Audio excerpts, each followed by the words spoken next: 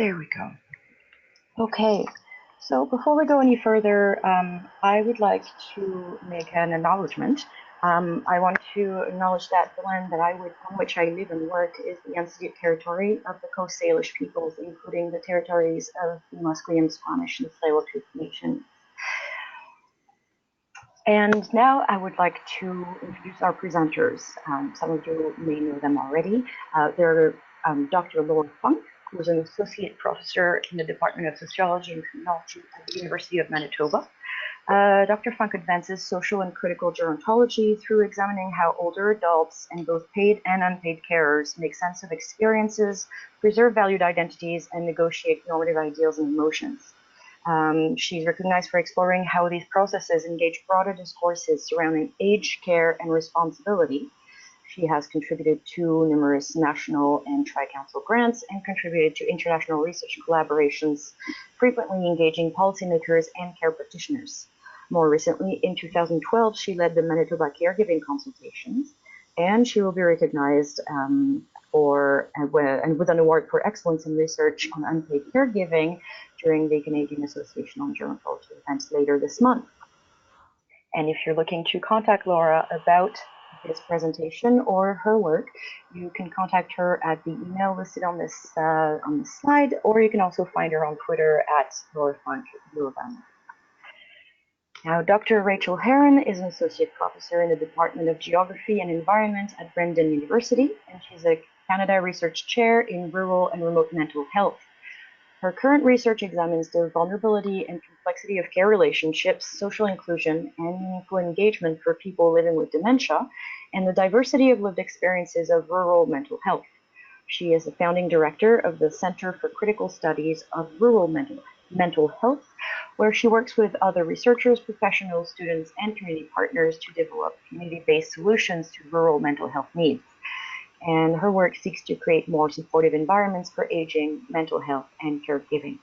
If you wish to contact Dr. Rachel Herron, you can contact her at herronu.brandonu.ca. Once again, these contact information or emails are listed in the slides as well as on our website on the webinar page. Well, I believe we are about ready, so I'm going to pass the controls to you, Laura, and let you get started. Okay, terrific. Thank you so much, and welcome to everyone today attending. Our goal today is really to encourage all of us to think about what we can learn from news media coverage of aggression among older adults for how we think about aging, dementia, or aging populations more broadly, because this is not just a critique of sort of journalistic writing and news media in the sense that we can see in the news media sort of reinforcing some broader ideas that circulate out there, and these news media articles draw on sometimes quotes from experts in the field or family members, and sometimes even those we found could be problematic. In other cases, they drew on the language and content of public inquests or reports and commissions as well. So, just trying to figure out how to change that. There we go. Okay, so we know that there is, just by way of context, that there is a growing concern with and attention to resident aggression in long-term residential care settings, including both towards other residents and workers. There's some indication that this is increasing over time in these settings as the resident populations now generally have more advanced forms of cognitive impairment and are physically frailer than in the past, and we know also that staffing levels generally have not increased. And the tendency to think that aggression is no more than a symptom of the disease of dementia has been critiqued. This biomedical lens is still pervasive in society. Indeed, even we ourselves often, I myself, find it hard to avoid saying things like aggression in older adults. And Rachel's reminded me that you should talk about aggression among older adults rather than kind of locating it directly as a kind of within the person. This tendency to focus on biological disease processes can contribute to stigmatizing and labeling persons living with dementia. Dementia advocates, researchers, carers, and people living with dementia have argued that physical and verbal aggression in persons with dementia should be more appropriately viewed as an expression of an understandable emotional response to problems they face in their environments, rather than simply as a symptom of the disease. For this reason, they prefer the term responsive or reactive behavior, and it's hoped that that sort of language can direct attention to the need for changes in the overall environment and the structure or model of care itself. Nonetheless, we know that care workers and family members can still personally experience these actions as aggressive or violent, so it really makes it a difficult issue to talk about. And more broadly, when we think about public perceptions of aggression in older adults more broadly, the news media plays an important role in that it both draws on and reinforces public perceptions of this issue. So we've been interested in exploring mainstream news media accounts because they shape and reflect how we often interpret aggressive events or actions. And our own interpretations are important because they have implications for how we respond to the issue and whether or not we reinforce existing stigmas, even inadvertently. All right. So the media that we have been looking for, our media analysis, is actually part of a larger study in which we examined interpretations of aggression among older adults in different care settings. And these interpretations included the interpretations of workers, family members, and assisted living tenants. We searched for Canadian mainstream news articles, both print and online, addressing older adults, violence, aggression, and dementia. The focus was not on elder abuse or aggression directed towards older adults. So importantly, what we're looking at today is actually situations in which older adults were identified in some way as acting aggressively or violently. We included national news media, the Globe and Mail, the National Post, provincial, including CBC Online, and sources such as Canadian dailies, the Vancouver Sun, the Toronto Star.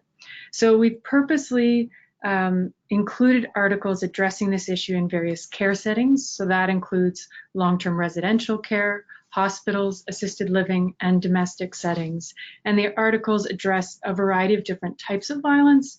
So physical violence, verbal, and even examples of relational aggression such as gossiping, and name calling, and then sexual forms of violence as well.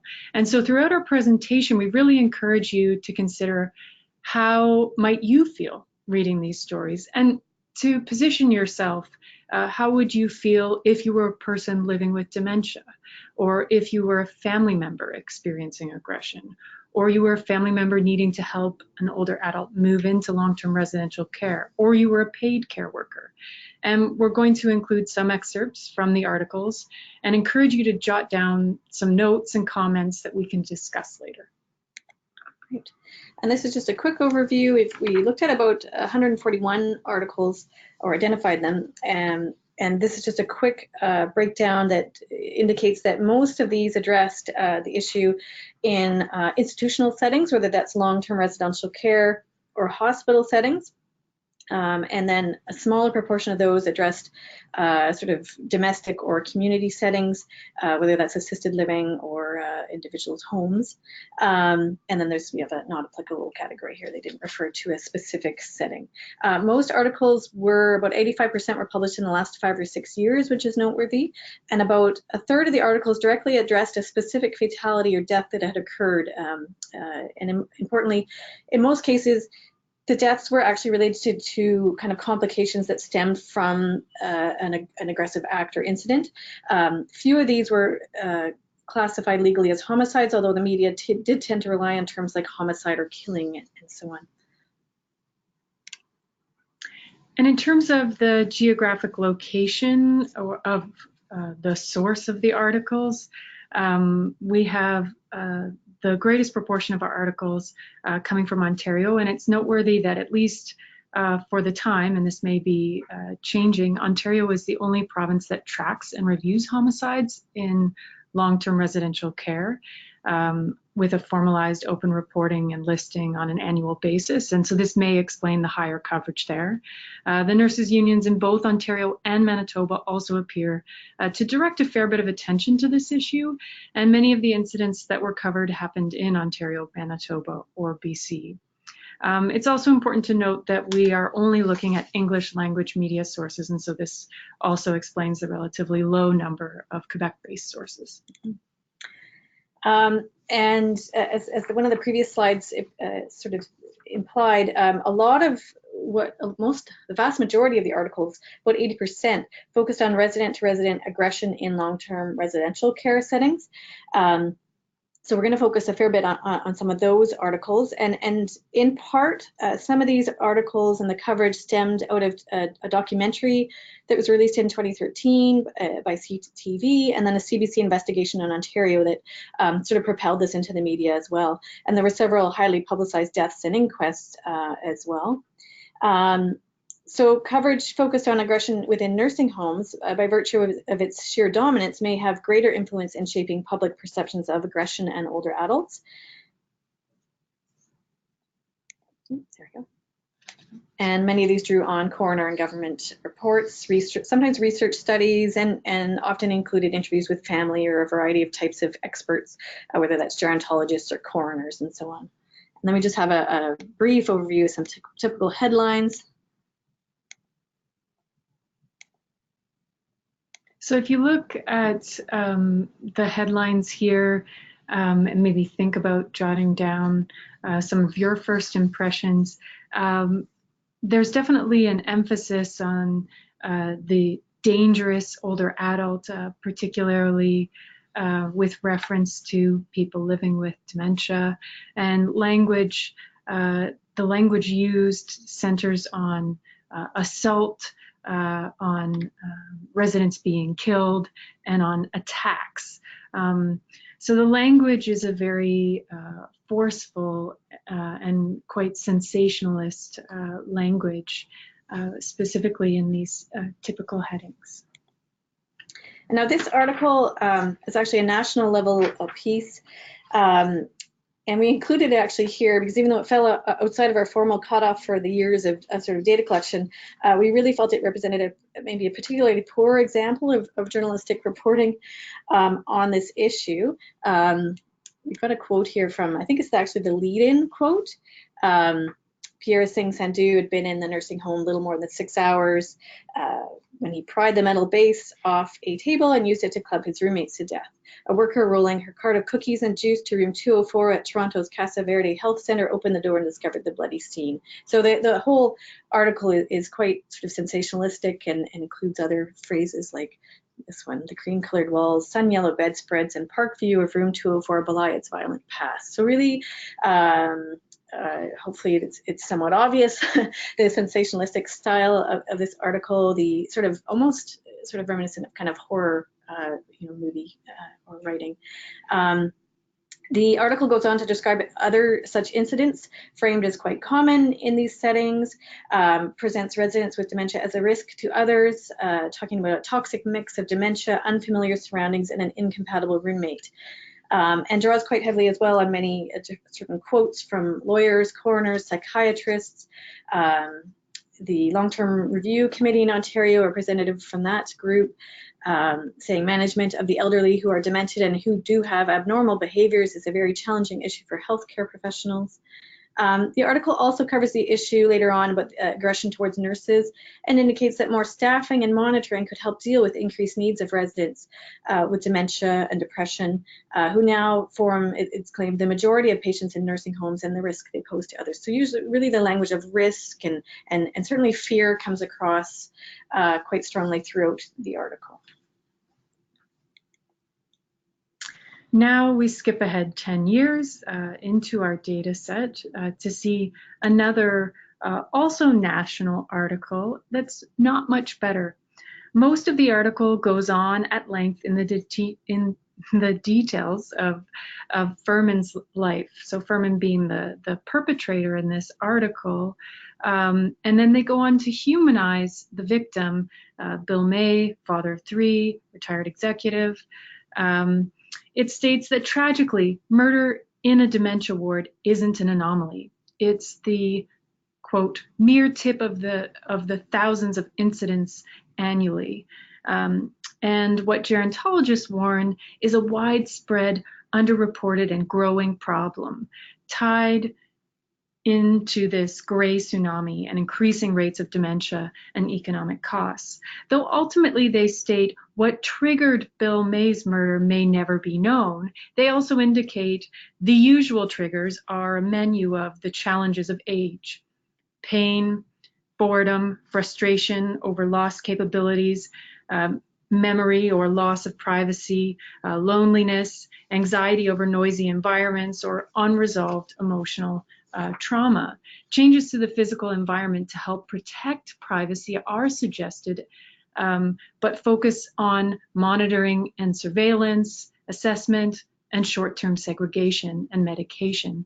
A gerontologist is quoted as saying, perhaps under some circumstances, maybe chemical restraints may be the appropriate thing. And this is presented here as a fairly simple trade-off between the risk of assault and individual right to autonomy and freedom of movement. A psychiatrist is quoted saying, not all confrontations can be anticipated or prevented, even if staffing levels were increased to financially untenable levels. This next piece in the Montreal Gazette details the case of Jack Schippobotham. And there's a quote here from this, that they found him on the floor. An inquest was held after his death and concluded that, among other things, there should be specialized facilities or units for aggressive residents, and that people deemed at risk to others should not be admitted into any facility until they have been assessed and a care plan developed. So there's talk about more staff training, nursing home accountability, better security, and standards for managing these residents. The article discusses resident-to-resident aggression using fear-inducing language of epidemic and crisis. Use, for instance, a spate of fatal attacks on residents at nursing homes by other residents, usually suffering from dementia. And then later in the article goes on to sort of meander away from that focus to talk about residents who wander away from their facilities, and then kind of wraps up with a call for a national dementia strategy. There's a strong tone of risk throughout the article, accompanied by some fear-inducing language, a framing of the issue as a mental health issue, and a framing of people with dementia as sort of objects to be managed, and those who pose a risk needing to be segregated away from others. This really, in the article, appears to be the only way in which system responsibility for the issue is presented. Now we move on to another story of an incident that led to Carl Ottson's death in 2015. And this story draws on a BC coroner's report into Ottson's death in 2015, as well as reports of other incidents. Ottson had been in an agitated state, and he'd hit a contractor with a plastic bottle on the back of his head. The worker had then pushed him away, which led to his death after complications from the fall. The death was classified as a homicide, but no charges were recommended due to the lack of criminal intent by the worker. The article lists other similar incidents in BC, some named, some unnamed individuals resulting in death, serious injury, and it suggests that they are often underreported. Again, this sort of tip of the iceberg. A sense of fear, as for instance, any incident is a possible death due to resident frailty, is cited. There's also a reference saying that no behavioral plan could have foreseen what would happen when the aggressively inclined dementia resident came face to face with outsiders. Senior aggression, as it's stated in the article, is most often the result of dementia. There's limited attention to system responsibility. And even the daughter's quote emphasizes that her father's death is unfortunate, but more than anything, she feels that it's a release from the prison of dementia and a true blessing. So this article clearly sets the issue up as one in which the aggression is framed as caused by the dementia and as inherently unpredictable. To the extent that they discuss system responsibility, it primarily comes down to whether the personal care home adequately monitored their residents or took the issue seriously. Right, and this next article draws heavily on an Ontario Ministry of Health and Long-Term Care report, and again leans towards the sensational in terms of the writing. It's topped with this particular shadowy sketch of a man in a wheelchair. Someone's opening the door to his room, and he's facing away, so he cannot see. And I think the opener quote for this one was, "The resident was sitting in a chapel in a wheelchair when another resident approached and began kissing, fondling, and exposing body parts." It said that the aggressor had a known history of this, and that this and other different forms of assault are a shocking reality in long-term care, and it's linked to the rising rates of cognitive impairment. Aggression, they say, may result from frustration on the part of a resident or an inability to communicate. And then there's some attention to system responsibility here, but it's really about the need of long-term care homes to protect, to monitor, and to manage. So system responsibility here is more about sort of addressing surveillance and identifying who might be at risk of sort of perpetrating aggressive acts, and then monitoring them and protecting the other residents, rather than a need to provide humane care that might be able to reduce expressions of physical or verbal aggression in residents. In our review, we also looked at workplace violence. So 15% of the articles addressed aggression towards long-term residential care staff, but often workplace violence in long-term residential care was lumped in with hospital staff and violence from patients with varying conditions, including psychiatric patients and those who were high on methamphetamines or other substances. So one of the problems with doing this is that violence from persons with dementia is framed the same way as violence from other types of patients. And nurses here are seen as victims of violent crimes, and there's a suggestion that we should lay assault charges even if the patient has mental health, dementia, or drug issues. These reports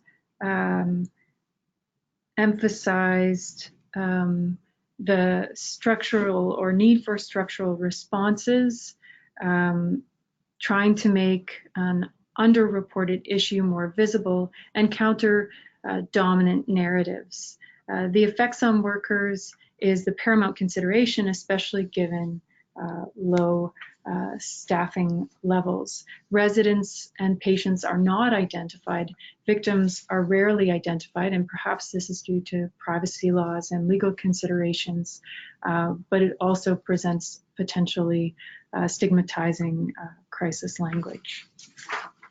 Great, and then we've got some examples just of typical headlines in terms of workplace violence. So this is really where you see that term violence being used quite consistently. And here identified as a problem, and using words such as violence, aggression. One here says some are punched, slapped, or bitten by people with dementia, assaulted, threatened, and abused, those sorts of terms. You'll see those more commonly in this sort of coverage. So the first study that we'll look at in this thematic area centered on presenting the findings from an academic research study where 90% of Canadian caregivers had experienced physical violence from residents in long-term care homes. There are multiple layers of fear. This is normally a hidden issue. The article lacks much attention to structural changes to address or prevent the problem. In the first place, rather emphasizing the need for managing supports from workers that are injured or hurt. So it's a hidden issue. Management should provide compassion and access to supports. And then another article that we identified focused primarily this one on Ottawa-based facilities, and again talks about the increase in sort of resident-to-resident aggression, and really presents the solution as being about the specialized unit model and having trained staff who can identify triggers such as noise or overstimulation. There's talk about the sort of gentle persuasion technique, training the staff sort of in these specialized techniques that they can redirect a person away from stressful situations and de-escalate. And this particular facility was identified as sort of maybe a place where there could be short-term stays to sort of solve the issue. So overall, again, fairly focused here on locating the cause of aggression within the person with dementia and the need for managing their behaviors rather than preventing them through any more fundamental kinds of change to long-term care. So this article addresses both workplace violence and resident-to-resident aggression in long-term residential care. Family, seniors advocates, unions are all calling for more staffing in this article. But what is noteworthy here is that this staffing is framed more as about providing adequate quality care rather than monitoring or surveillance, as in the other articles. The article also draws on a report, the BC Seniors Advocate, on the topic. Some of this quote here is direct from the union representative, and other parts are paraphrased by the reporter. In this way, this story highlights the structural problems with care provision and quality, which is important in that it goes beyond just talking about staffing levels. And overall, this was relatively rare in contrast to the other articles. So before we move on to the articles addressing this issue in community settings, we just sort of a summary of the themes from the long-term residential care settings. One was this sort of sense of fear, whether it's a fear of aging, a fear of the aging population, of dementia or persons living with dementia, and even of sort of nursing homes or care facilities themselves. Usually incidents were also portrayed as tragedies in that the perpetrators, so to speak, were also victims of dementia and or age, and thus both also victims and perpetrators simultaneously. Really the sense of a public crisis really comes through, especially in the workplace violence coverage, and the emphasis on disease symptoms, and this as being a kind of medical problems was really emphasized.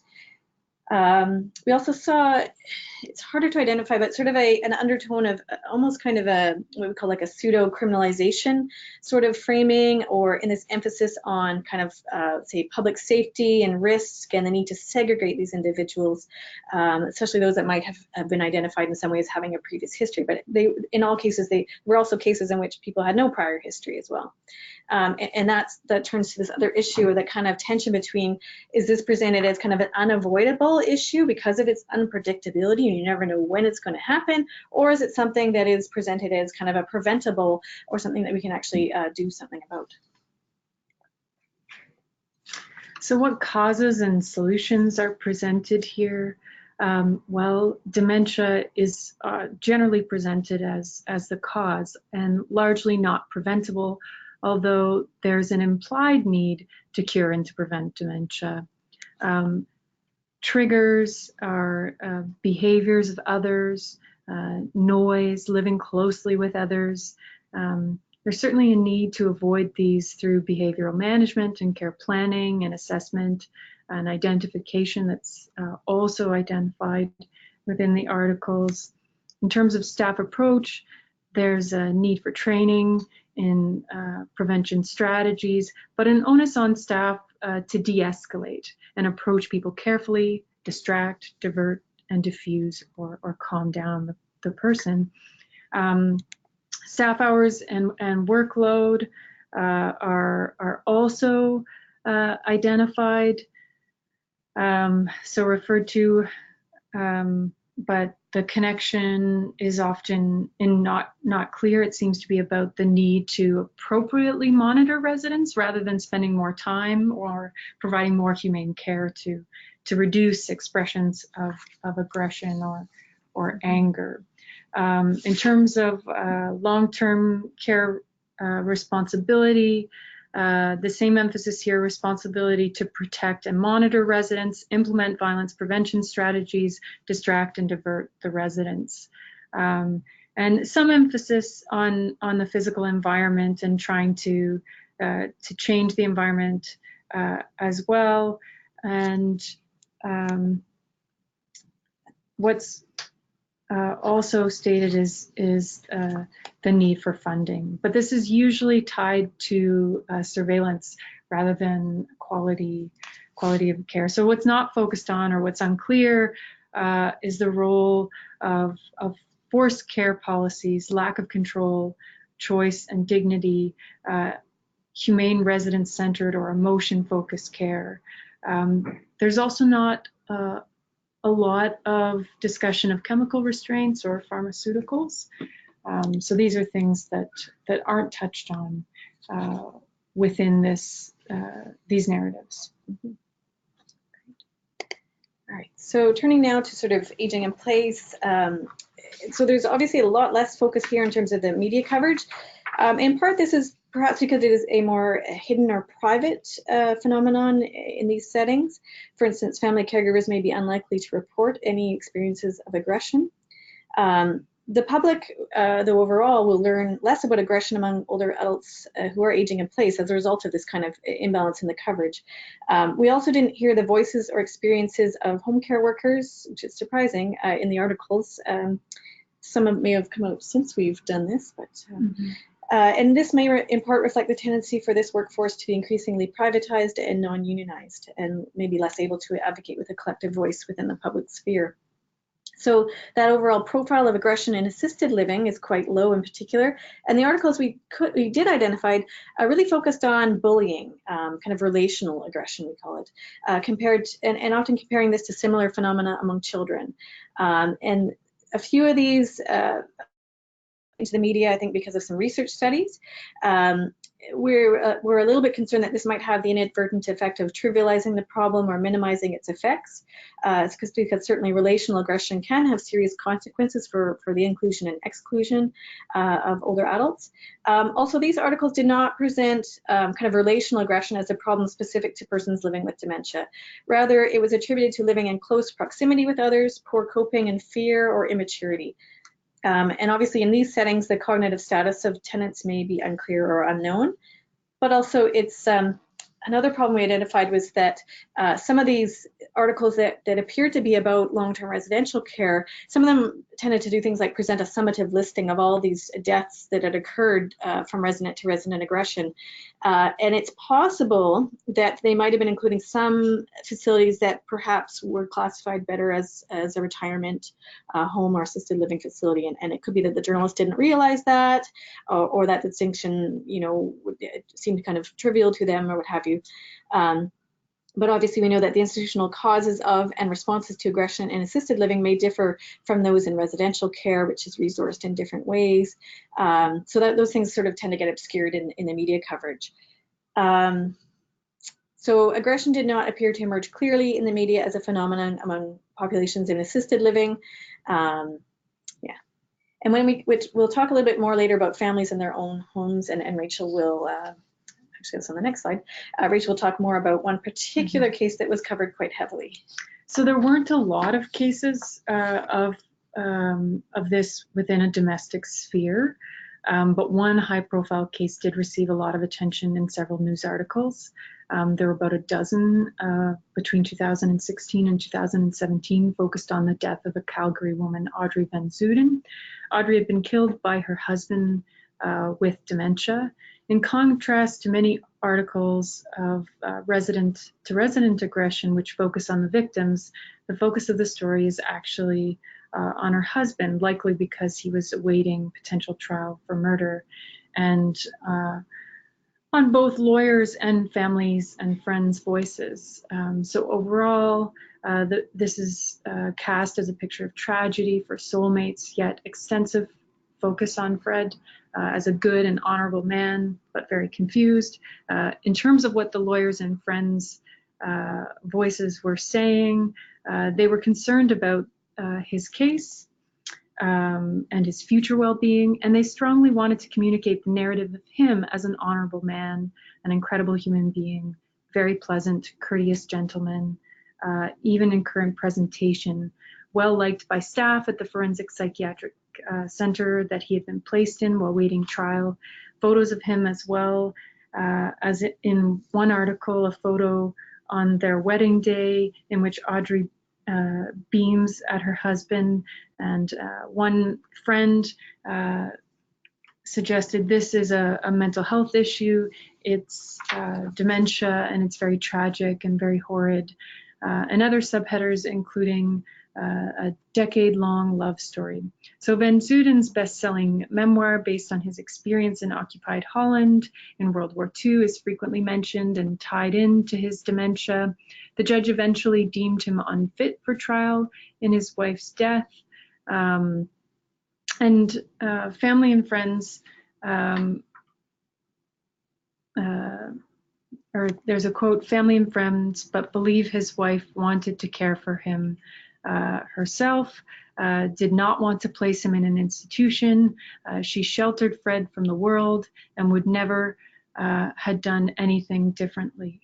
And so in a sense, there's a bit of blame placed on Audrey for not wanting outside help, and almost blaming Audrey, or at the very least presenting an image of her as a wifely martyr. So as we move into our summary and then we'll open up to discussion, we're interested in kind of your own thoughts as well here on how these sort of high profile deaths or media, at least in terms of the long-term residential care media scandals, affect people who might be reading these stories, and how do they draw on, the stories draw on and reinforce certain ways of thinking about population aging, old age, dementia, caregiving, and nursing homes. Oops. These are some of the similar things that Rachel mentioned earlier, but we can also think about you know, how these stories might affect long-term residential care managers and how they might respond, or governments. Will it propel them to act, and how? And what kinds of both negative and sometimes positive change can happen because of these stories? Initially, we were really focused on, you know, the potential negative impacts in terms of reinforcing stigmas, and the language that's used, and you know, the kind of way it individualizes the problem of aggression as something within, as a symptom, primarily a symptom of dementia. But we have an interesting example from our own research study.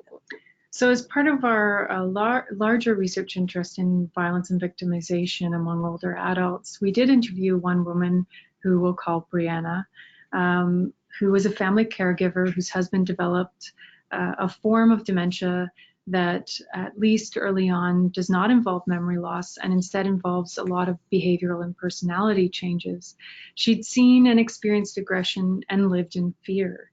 And it had been occurring to her to leave for some time after the onset of the disease and change in behavior, but she felt too guilty to do so. So eventually, however, several people in her support group at the Alzheimer's Society and throughout the formal system told her that she needed to leave. For instance, some people started warning her that she should keep her bags packed. And she also actually told us that she read in the paper about nursing home residents in Winnipeg who died because of the aggressive actions of another resident. And she had also heard about the Van Zuiden case that we just mentioned. So just in summary, in our own interpretation of some of these stories, we felt that they reflected and further reinforced these fears that we talked about previously, as well as some uncertainty about the preventability and possible solutions to this issue. Also contributed to that, what I mentioned earlier, around the blurring of distinctions between long-term residential care and assisted living, and between different types and sources of workplace violence. Also that lack of attention in the media to aggression that may be experienced by family members, home care workers, or assisted living tenants and workers. And really, I think what we've come to realize is that there's a real challenge trying to acknowledge experiences of victimization and draw important public attention to the issue and political attention to the issue without further stigmatizing or criminalizing persons living with dementia, or kind of having a kind of reductionist understanding of the problem. So if we want to avoid criminalizing or stigmatizing persons living with dementia, certain options are to focus on humanizing them and their stories, and or to medicalize the issue. And certainly humanizing seems like a really good option. It's not, in the articles we read, it wasn't always pulled off entirely successfully, or sometimes read more like an attempt to read into the past of the person, the perpetrator, and what did they do in the past that might explain why they did what they did. And it also tended to lead to a little less focus on the victim in that reporting. And while medicalizing the issue might also seem helpful in these situations, you sort of focus on this as a medical condition, so the person was not in control at the time and so on. This can actually inadvertently lead to reinforcing stigmatization and labeling as well. And the example I have there is a talk I attended once, which was attempted to train staff to get them to maybe respond more appropriately to situations of aggression, and they put up the pictures of the brain with dementia and the brain without dementia. Look at this sort of physiological difference in these brains. It's a wonder they can do anything, the presenter said. And so that's an example of a way in which you're doing this kind of because you're trying to prevent escalation of the issue and so on, and get that worker to recognize that there's kind of mitigating circumstances here, but it can have kind of that inadvertent effect as well, as removing that sense of agency of the person living with dementia. So we encourage attendees to contemplate how you write and talk about and understand aggression in older adults, and also reflect on the broader implications and consider what are some practical reframing strategies. At least from our media analysis, there's evidence that we need to change the way that we talk. So we've thought of some strategies for how we might actually do that.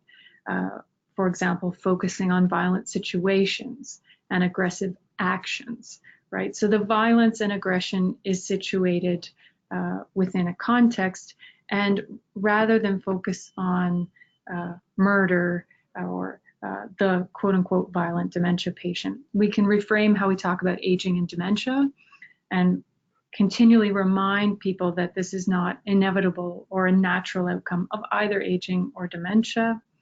And when we situate these incidents in context, we can emphasize the physical, cultural, social, and environmental surroundings of the incident, and distinguish, especially between different types of settings and the pressures that might exist in those different types of settings, or the structures that might exist that either propel or might instigate forms of violence or inhibit violence.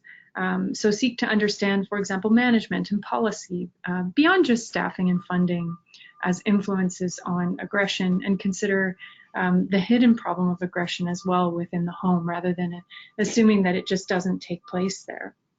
And importantly, recognizing the person's, reframing how we talk about people living with dementia, recognizing their identity beyond the disease and their purpose and intent whenever possible, and thinking about it relationally as well, that we need to recognize the rights and safety of all those involved, moving away from a focus on one or the other. So either the worker's perspective or the perspective of a person with dementia, or the focus on the vulnerable or frail elderly, and look at how the rights and safety of all of these groups can actually be addressed in solidarity.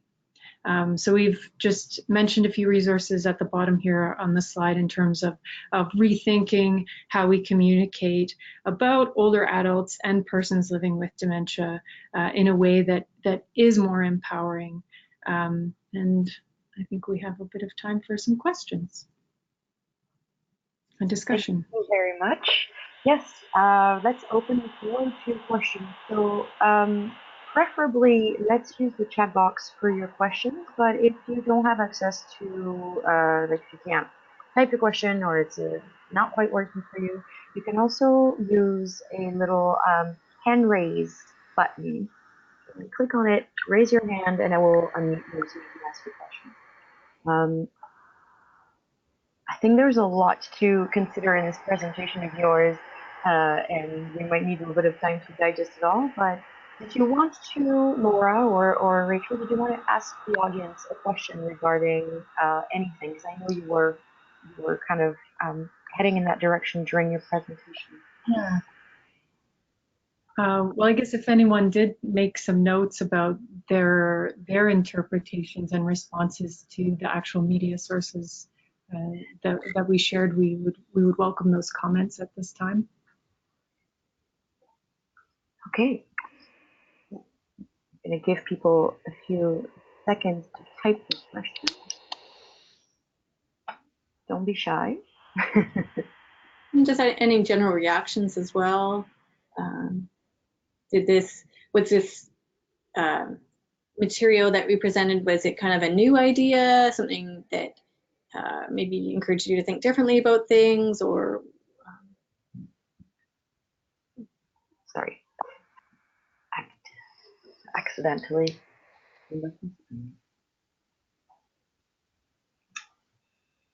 No questions coming in on the chat box just yet. So here's what I'll do. I'm going to unmute people. So if you've got anything going on in the background, let's move it out. Try to walk away from it or turn it off. And let's see if we can get some questions. Just might be faster this way. Scarborough 3, 2 times last week. Let's not do that.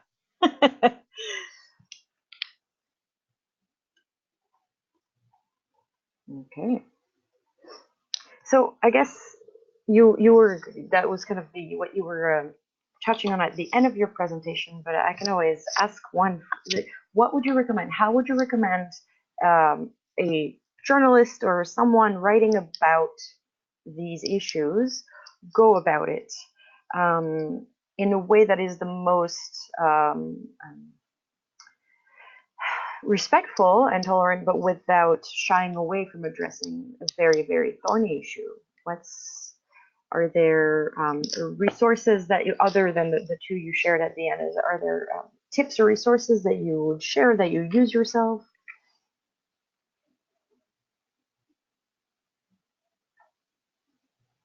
Laura? Oh, have I lost you? Oh, you are muted. My bad. There you are. Yeah, no, that's a great question. I used to date a journalist a long time ago, and so I always part of me always wonders how he would react. And I know that journalists are often under pressure to write stories incredibly quickly. I mean, that's part of the challenge, right? Is that they can't necessarily spend the time to run this by someone to get their thought, like from the Alzheimer's Society, to get their take on it. I think the two resources we recommended are probably some of the best ones that I can think of in terms of encouraging journalists to think about the language that they use in articles. I mean, we also know that journalists are under a lot of pressure to get that headline-grabbing piece, and unfortunately, sadly, that fear piece and the sensationalism really tends to be it sells papers. What we'd like to see, I think, rather than kind of this reactive, there's been an incident and then the journalists will jump on it and present it. I mean, ideally they're getting talking to a range of people, but also thinking about maybe doing some long-term follow-up stories. So after an incident or after the Ontario Commission came out with what's happening now, and doing those pieces of, we know this is an issue, but what are the kind of complex ways in which this issue can be addressed? And some of that just means more research or more investigative reporting and in-depth reporting, which we also know is sometimes journalists don't have the time for as well. And I think I think your sound has gone significantly lower. I'm trying to find a way to kind of hear you a little bit better. Are you on your webcam right now? The webcam, no. Let me try that. Here we go. Let me do this, and let me do, this is the webcam.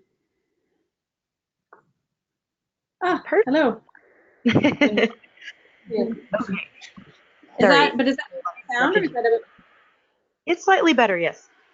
Okay. So did you catch that previous? Yes, absolutely. I just wanted to make sure that we had good sound for the upcoming answers. We have a question from Renee, who says, justice system involvement in these murders are interesting, with no charges laid in some of these situations. Okay, so it's not a question, it's a statement. Renee, do you want to expand on this a little bit for us? I can unmute you if you want. Renee, are you... Hi. Is this working? Yep. Go ahead. I was one thing just by listening to some of these things, but I found it very interesting, and just and kind of curious as to like how they would work this, like with how justice would be involved with these cases, and how they would go about, like, not with charges not being laid or charges being laid, because obviously it is a different situation. They are taking that into account. So I never, with like the situation where you said like the contract worker like got hit with the plastic bottle and pushed him, like, and then there was nothing that sort of became of that. I thought like that was, I found that very interesting. And just kind of curious is like what the process of that would have been for them to come to that decision. Yeah, and I think that one may be beyond that particular case, maybe beyond in terms of the legal aspects of it. I think what happened, if anything, was there was a policy put in place that when contractors were brought into the facilities, that there had to be extra support involved to manage kind of the residents that might be interacting with those contractors. But in terms of the criminal piece of it, I'm less clear. It's certainly presented, at least in terms of how it's presented in the articles, it's a fuzzy area, right? So in some articles, we read some stories about older adults who had been charged with murder in long-term care facilities. One particularly interesting case was I think the Brooks case, and it was a situation in which he had some form of dementia at the time, but the two psychiatrists involved in the case couldn't agree whether it was mild to moderate dementia at the time, and as a result, he ended up being charged, which is interesting. So like the sort of legal and justice piece around it is less of my expertise, but really interesting to know how, and that's a really future interesting study, is to like study these as the court cases themselves. But and it's often based on an expert decision about who is not criminally responsible. When you were talking about the policy that was put in place, like they put that in place after the situation with the contractor occurred then? I think so. Okay, cool. Thank you very much. Thank you for your question. Does anyone else have a question for our presenters today? We still have about 5 minutes, and we can even go a little bit longer if necessary.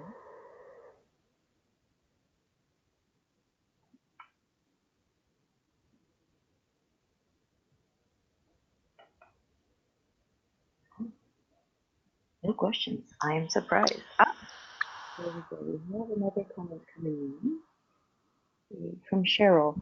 Thanks so much for this podcast. My important experience as a family member is how do we help vulnerable people and families to feel safe to report changes in their health and or injury without the risk of isolation, over-medication, etc., etc. Very good question. Unfortunately, that one, on that situation there, came across a little bit fuzzy. I heard something about reporting issues in health and well-being without. Okay, I will repeat it because you're also getting a little fuzzy on your end, so hopefully you can hear me. So the question from Cheryl was, my concern from experience as a family member is how do we help vulnerable people and families to feel safe, to report changes in their health and or incidents without the risk of isolation, over-medication, etc. That's a good question.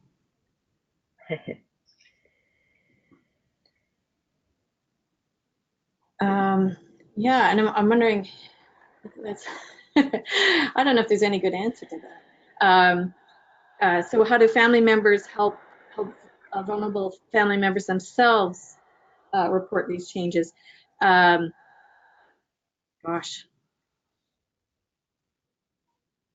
We've also been interested in our study in the sort of issue of, maybe skirting around the issue, but of family members who themselves are, say, the spouse of someone living with dementia, and that person is undergoing changes in their health, and actually aggressive acts are starting to happen.